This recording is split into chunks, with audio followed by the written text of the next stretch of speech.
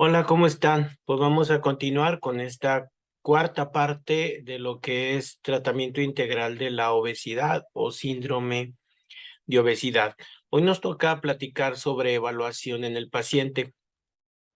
En la evaluación del paciente, pues obviamente tenemos que hacer una historia clínica que se puede documentar, una historia clínica que nos puede servir posteriormente para hacer estudios sobre la cantidad de paciente que hemos visto en un tiempo determinado, y esto nos puede dar muchas respuestas. Recuerden que parte importante de lo que se maneja en medicina es la medicina basada en evidencia, lo que nosotros estamos viendo en nuestra consulta diaria.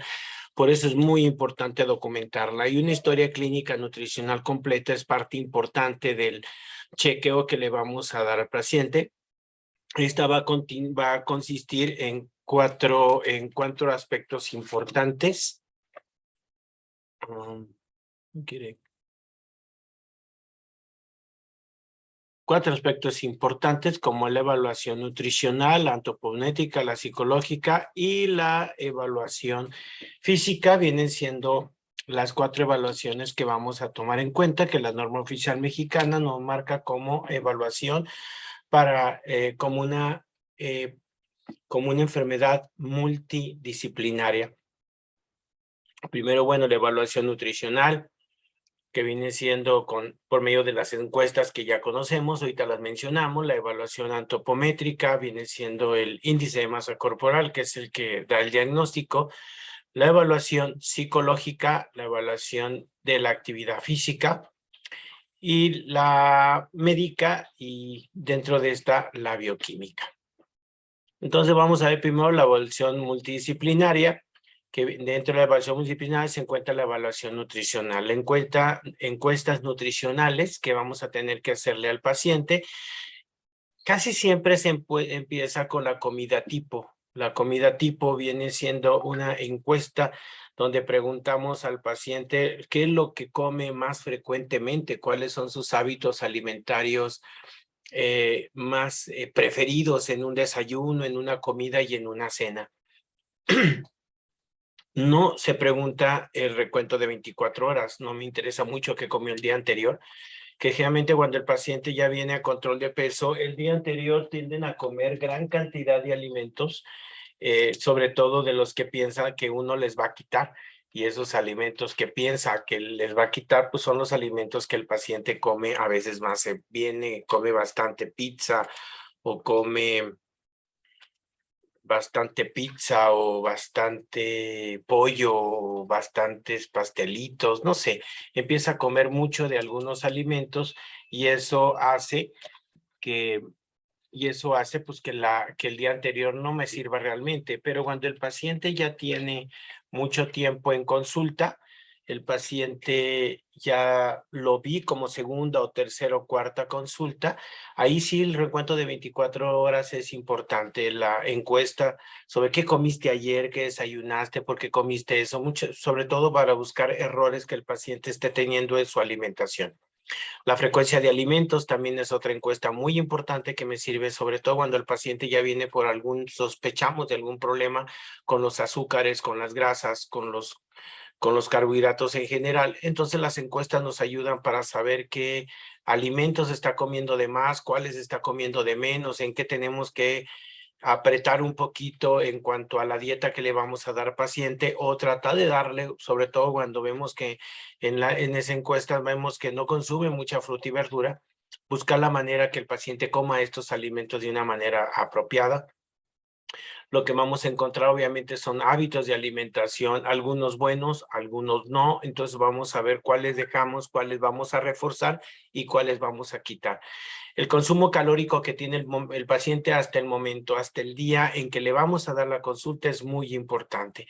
El consumo calórico de todos los alimentos que está consumiendo, y vamos a tratar de buscar por medio de la evaluación antropométrica y la evaluación y la evaluación médica vamos a ver cuánto pesa, cuánto mide y sacar cuántas calorías debe de comer, cuánto me marca Harris y Benedict. Entonces ya tengo cuántas calorías estaba comiendo hasta el día de hoy, cuántas calorías debe de comer el paciente y cuál es la dieta que yo le voy a dar, cuántas les voy a quitar, cuántas les voy a poner, cuánta es la que debe de comer el paciente para tener un efecto metabólico adecuado. El consumo calórico que vamos a dejar al final y el estado nutricional del paciente, cómo llega hasta este momento a la consulta. El segundo viene la evaluación antropométrica, como en la evaluación antropométrica vamos a revisar lo que es el peso, la talla, el porcentaje de grasa, vamos a ver la masa magra, todos esos datos que son importantes para evaluar a un paciente, no más el índice de masa corporal, a pesar de que el índice de masa corporal, lo que marca la norma oficial mexicana como el parámetro principal para diagnosticar obesidad, también nosotros tenemos que tomar las circunferencias, pliegues, para poder sacar el porcentaje de grasa. Porcentaje de grasa lo podemos sacar ya sea con una tanita o la podemos sacar por circunferencias o también lo podemos sacar por pliegues. Tomando en cuenta como en la fotografía, todas las personas, un grupo de personas, dependiendo de su estatura y su complexión, pueden llegar a tener casi el mismo peso, pero con diferente altura, entonces no me va a hablar precisamente de obesidad. Entonces, la tercera evaluación, la evaluación psicológica, identificar trastornos que el paciente puede tener relacionados con la conducta alimentaria, ansiedad, compulsión, el pica, la hiperfagia pradial y la polifagia. Recuerden que la hiperfagia pradial, muy parecida a la anorexia, aquí no entraría la anorexia, más bien entraría la bulimia, podríamos tener algún paciente con bulimia.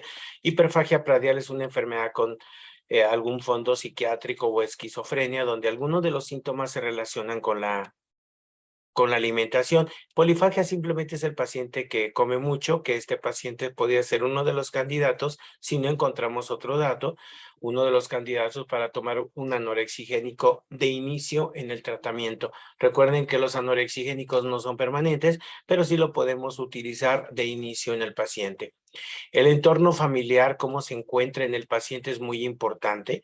Yo no puedo tratar a un joven, a una persona que le dicen, no, tú come en la cocina porque estás a dieta, nosotros continuamos comiendo nuestros alimentos.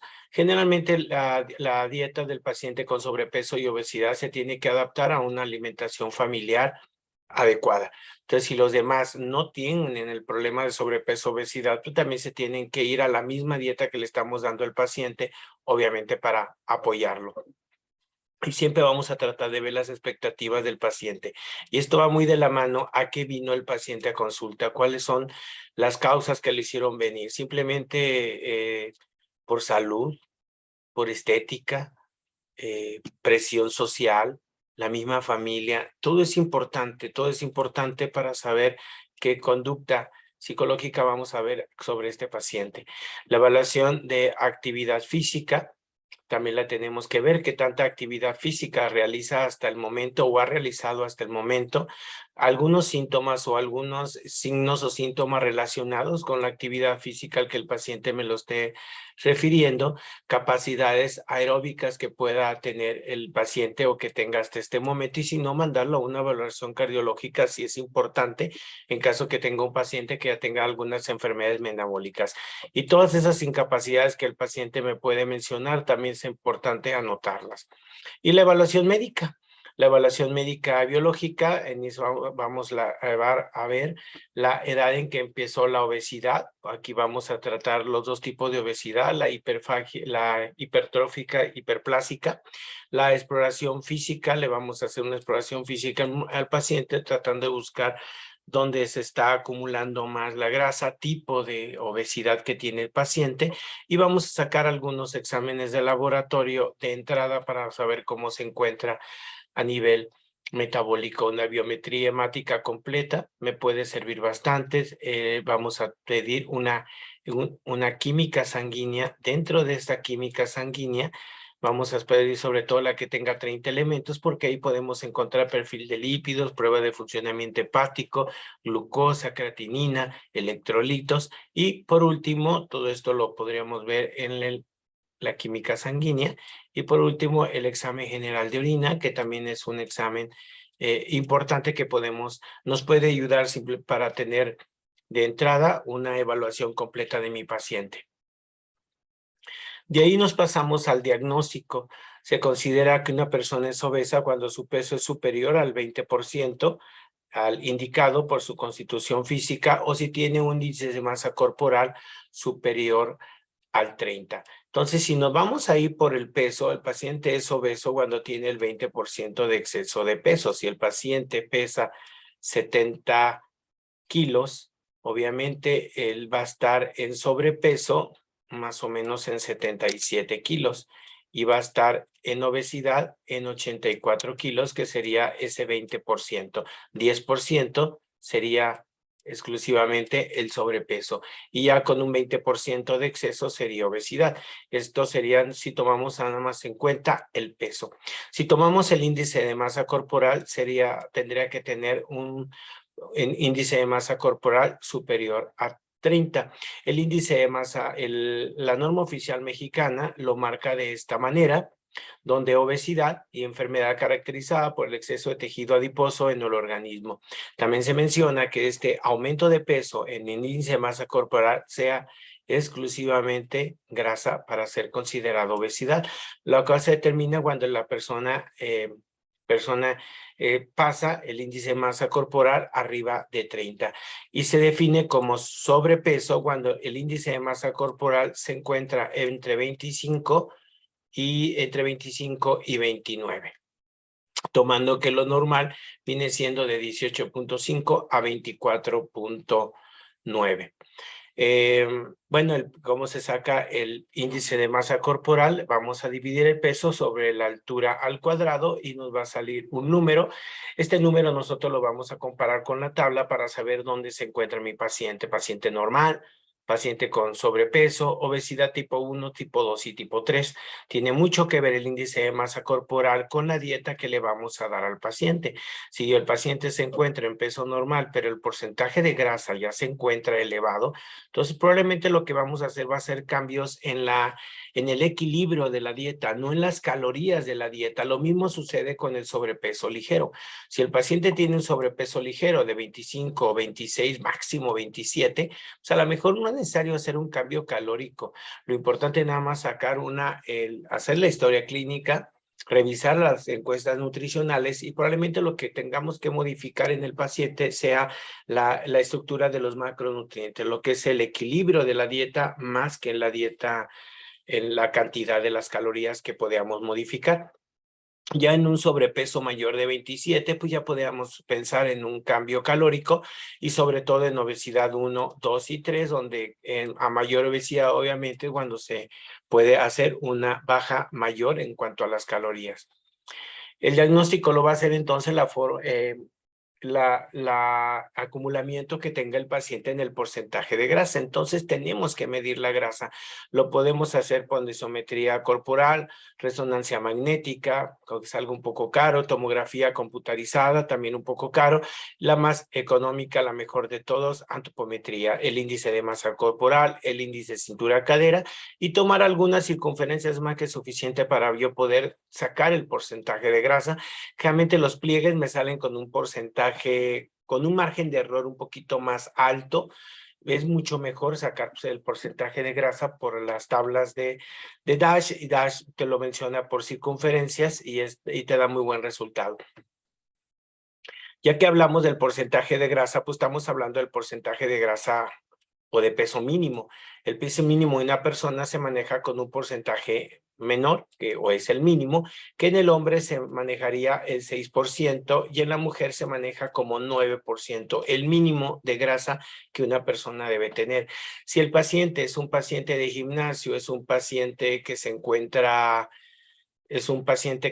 con mucha actividad física, con peso normal o ligeramente bajo o ligero sobrepeso, pues podemos tomar como el peso mínimo o el peso mínimo o el porcentaje de grasa mínima o el porcentaje de grasa promedio, que en este caso de 6 a 14 son 4 6, viene siendo como 10%, viene siendo el promedio, sería el 10%. Pero si lo que yo tengo es un paciente que ya subió muchísimo de peso y de grasa, lo ideal es tratar de llevarlo al peso máximo en grasa. En este caso, si un paciente de 19 a 24 años, entonces yo lo llevaría a 14.5% de grasa. Sería lo ideal, o 14%.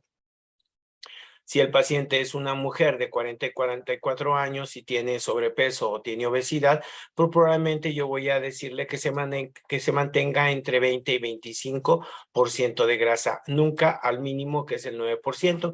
Eso solamente es para pacientes de alto rendimiento, deportistas, pacientes que ya se encuentran en un peso normal. Un paciente con sobrepeso y obesidad, difícil llegar a un porcentaje de grasa normal, mucho más complicado llevarlo a un peso mínimo.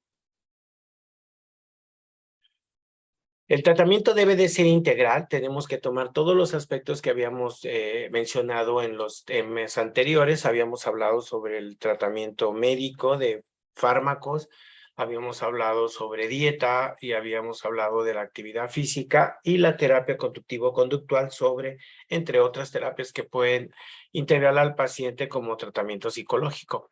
Pero aquí el tratamiento lo tenemos que integrar. Uno de los más importantes viene siendo la dieta. La dieta viene siendo la medida terapéutica más importante en el paciente que tiene un problema de sobrepeso y obesidad.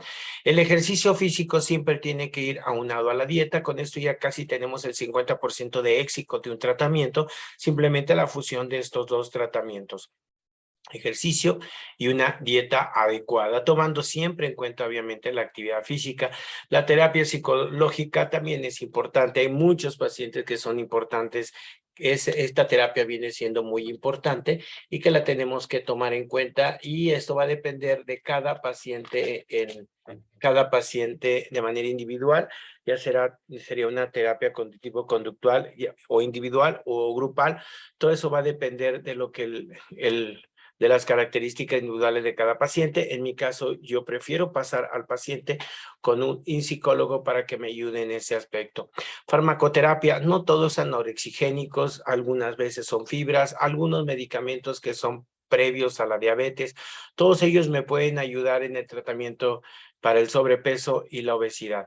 ¿Por qué no hablar ya de una cirugía bariátrica?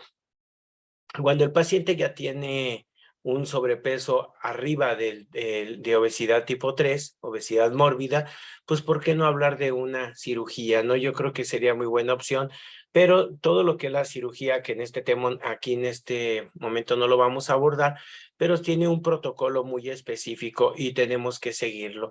Entre ello está que el paciente ya haya llevado varios intentos de control de peso de manera normal, con dieta, ejercicio, y si no lo logra, entonces ya viene la cirugía. Y el tratamiento estético, que viene siendo las vendas, viene siendo la mesoterapia, todo eso van en conjunto con el tratamiento para que el paciente pueda bajar de peso. Muy importante, Javier, que te platica el paciente a qué vino a consulta, cuál es el motivo que lo hace venir a consulta. El paciente quiere bajar de peso, ¿ok? Quiere solamente bajar talla, siento que la lonja no me gusta o lo ancho que tengo en mis caderas. Y no me habla de peso. Hay que tomar en cuenta estos dos aspectos cuando el paciente llega a consulta. O sea, ¿me está hablando de tallas o me está hablando de peso? Es coherente lo que el paciente me dice, con lo que el paciente me dice, con lo que yo estoy viendo que el paciente tiene. Modificar hábitos de alimentación, yo creo que a eso vino. Somos nutriólogos, el paciente, uno de los cambios que él ya sabe que va a ser llegando es modificar los hábitos de alimentación que tenía hasta este momento. Y también tenemos que tomar en cuenta la alimentación familiar. Por eso preguntar al paciente lo de la comida tipo, con quién come, dónde come, cuándo lo come. Todo eso es importante porque va a haber algunos cambios que son dirigidos exclusivos para el paciente y va a haber otros cambios que nosotros vamos a hacer que van dirigidos a la familia, para que todos queden incluidos en el tratamiento, que eso sería algo importante del tratamiento. Hay muchos tipos de cuerpo, ya lo había mencionado hace rato, depende de la estatura, depende de muchos aspectos, y te vas a dar cuenta que va a haber pacientes que te lleguen con todo el prototipo de un sobrepeso o de una obesidad, y te van a llegar algunos pacientes que no encajan en esos prototipos de sobrepeso y obesidad, y el paciente te va a decir, quiero que me pongas a dieta, quiero un plan de alimentación, quiero comer más saludable, no me gusta cómo está cambiando mi cuerpo, etcétera. Por eso es muy importante tomar en cuenta al paciente lo que te diga. Muchas veces es el tipo de cuerpo porque nunca ha hecho ejercicio, algunos otros cuerpos son por genética. Son muchos los aspectos que tenemos que tomar en cuenta. Hay algunos que tomé en internet en la última actualización que le di a la dieta y me gustaron y los anoté aquí en la plática y sería bueno tomarlos en cuenta. El sobrepeso y la obesidad se manifiestan en tu cuerpo por el aumento del peso corporal. Esto es, estás aumentando de peso, estamos hablando de obesidad. Y puede ser que el paciente nada más tenga sobrepeso. Permítanme un segundito.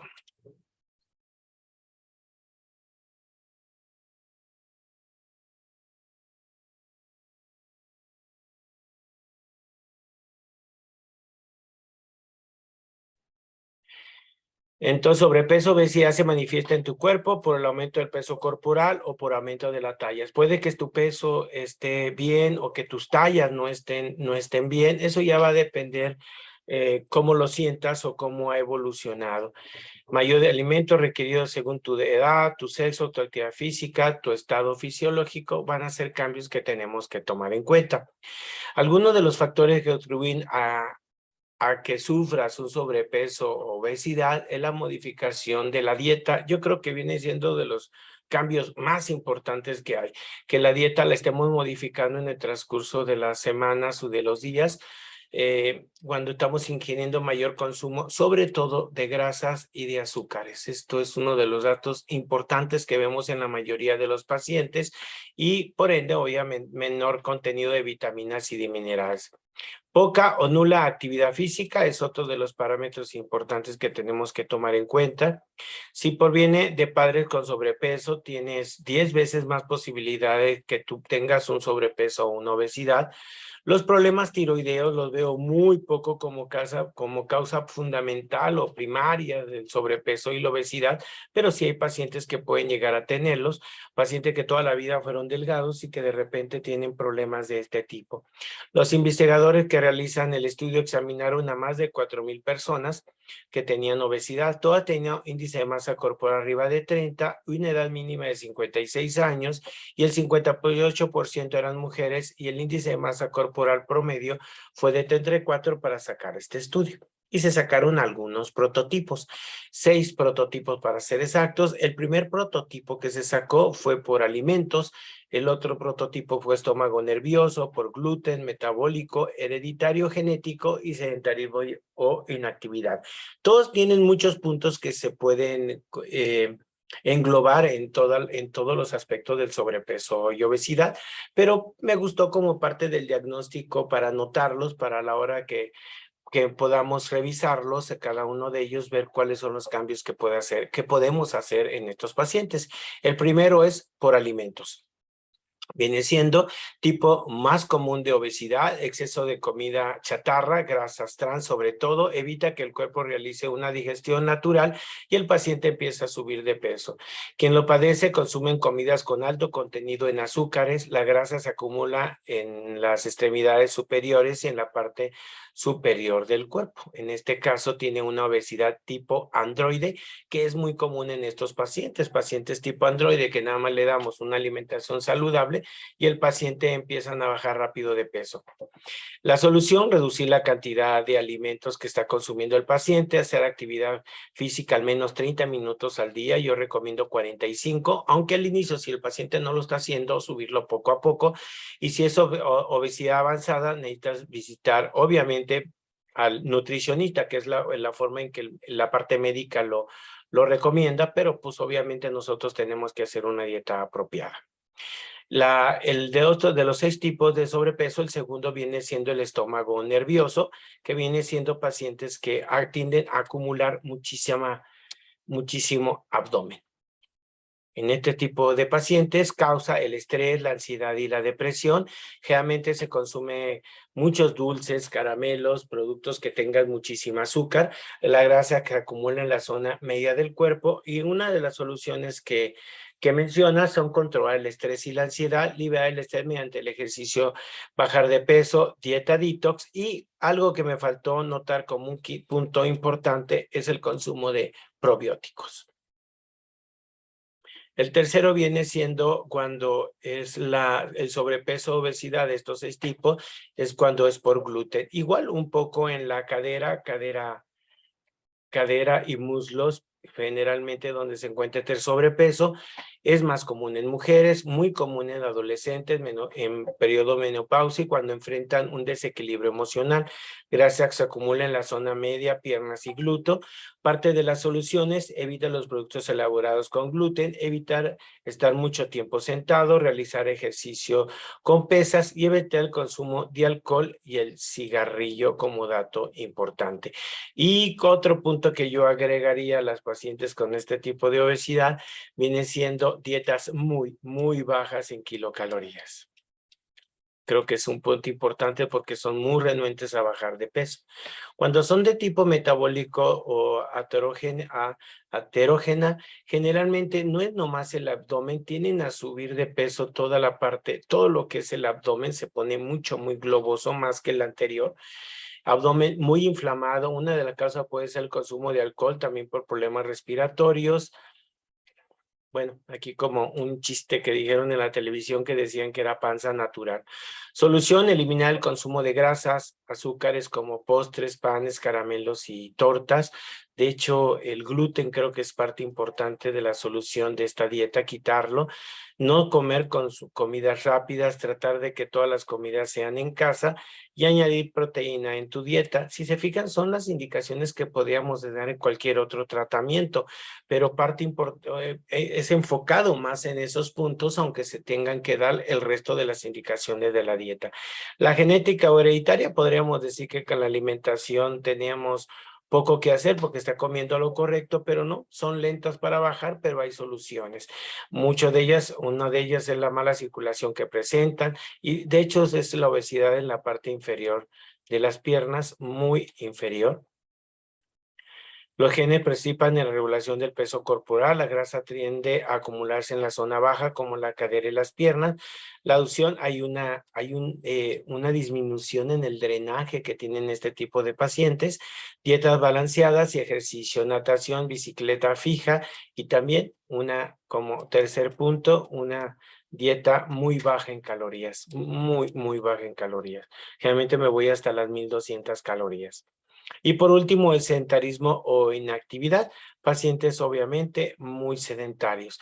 Se acumula mucho la grasa en el abdomen y en la parte baja de la espalda. Personas y zonas que anteriormente fueron muy activas por ejercicio, la grasa se acumula en el abdomen, abuso de alimentos hechos con harinas refinadas, azúcar, edulcorantes artificiales, es el común que tienen los pacientes. La solución: quitar las harinas y azúcares, no dejar largos periodos de tiempo sin probar alimento, sobre todo los endulcorantes cuando se consumen fuera de los horarios de comida, es cuando más me podrían afectar. No dejar largo periodo de tiempo sin probar alimentos. Son dietas en que se manejan hasta 6 o 7 tiempos de comida, y obviamente practicar ejercicio cardiovascular sería algo importante en este tipo de pacientes. ¿Qué vamos a tomar en cuenta en este tipo de paciente? Pues el porcentaje de grasa que tiene y la masa magra que tiene el paciente. Si el paciente no tiene mucha masa magra, pues es un paciente que primero intentamos aumentársela y no ponerlo en control de peso. Saciedad, también tomamos en cuenta qué tanto come el paciente, realmente tiene saciedad o no sabe medir la cantidad de alimentos que está consumiendo. Tipo de cuerpo que tiene el paciente, ecto o mesomorfo, también es importante. Solo disminuir las tallas también puede ser algo importante cuando el paciente realmente está en peso ideal. Elevado si quieres, pero peso ideal. Entonces, nada más lo que es importante son las tallas. Aquí el ejercicio juega un papel muy importante. La ansiedad, sobre todo para derivarlo a un psicólogo, es importante saber si el paciente tiene ansiedad. Y disminución del apetito. Hay pacientes que desde que llegan al consultorio ya sus hábitos alimentarios o el consumo dietético no es realmente como para que el paciente se cuente con sobrepeso y obesidad. Entonces tenemos que seguir buscando cuál es la causa que lo está haciendo que el paciente engorde. Si no tenemos la causa, pues no vamos a dar un tratamiento adecuado. Vamos a distinguir entre entre los dos tipos de obesidad, la obesidad androide como primera parte y la obesidad ginecoide, como había hablado hace un momento. Muy diferente cuando la grasa se acumula en la parte superior del cuerpo a cuando se acumula en la parte inferior del cuerpo. Cuando la parte, bueno, ahorita habíamos comentado eso, cuando la acumulación de peso es en la parte, mayormente en la parte inferior, que es un abdomen de pera tipo ginecoide, muy importante la reducción calórica. Cuando la parte superior del cuerpo es la que se encuentra con mayor porcentaje de grasa, no es tan importante las calorías o la reducción calórica, es más bien el equilibrio que puede hacer de la dieta. Entonces aquí sería más importante una dieta cuantitativa y aquí una dieta cualitativa y aquí una dieta cuantitativa. Serían los dos cambios que podría recomendar. Entonces aquí una dieta más cuantitativa que cualitativa y aquí más cuantitativa que cualitativa. El tratamiento viene siendo integral, la dieta, la actividad física, psicoterapia, farmacoterapia, la cirugía y la medicina estética. Yo creo que aquí me quedo para en el próximo tema hablar sobre eso, sobre el tratamiento integral, donde llamamos integral, vamos a juntar todos estos tratamientos y vamos a darlo dependiendo de las características que vimos de cada uno de los pacientes. No sé si hasta aquí tengan una pregunta sobre el diagnóstico del paciente con sobrepeso y obesidad. Me las pueden hacer en el chat.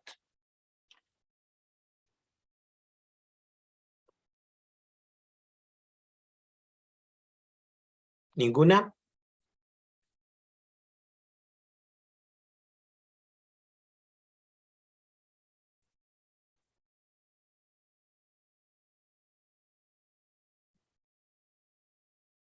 ¿Ninguna? Bueno, ninguna. Ok, muchísimas gracias. Próximo tema, entonces ya vamos a hablar un poquito sobre cómo qué vamos a escoger cuando tenemos un paciente. Creo que son datos importantes que vamos a escoger dependiendo de las características y dieta cuantitativa o dieta cuantitativa o dieta cualitativa. ¿Vamos a irnos sobre los porcentajes o nos vamos a ir sobre las kilocalorías? ¿O nos vamos a ir sobre las dos cosas? O sea, hay dietas que son muy modificadas en porcentajes y hay dietas muy modificadas en calorías. Entonces, sobre eso vamos a partir la próxima clase. Que tengan muy buenas noches. Muchas gracias. Estamos en comunicación. Cualquier duda, cualquier cosa, seguimos en el chat. Igualmente, gracias.